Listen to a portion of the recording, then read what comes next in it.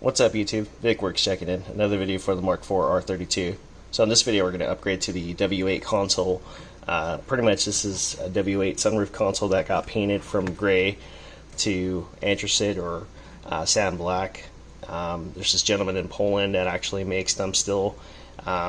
He's in and out on eBay, so even if you ask me, I'm like, that's going to be a tough one, so I can't really give you the answer to the test. In addition to that, I was able to actually source the OEM original wiring harness, pretty much converting from a 3-prong to a 4-prong by tapping into the illumination switch and going from there. The beauty about this is that it adds the LEDs like it would the pretty much in current present models, and on top of that you just upgrade from the T10 original halogen bulb system to LEDs if you so choose to.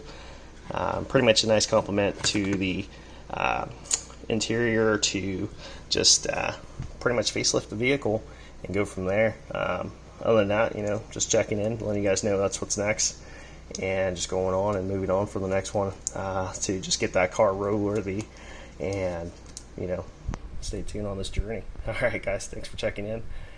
Talk to you guys then, and let me know what you guys think. Subscribe, hit that like button, or whatever you feel like tickles your fancy. Alright.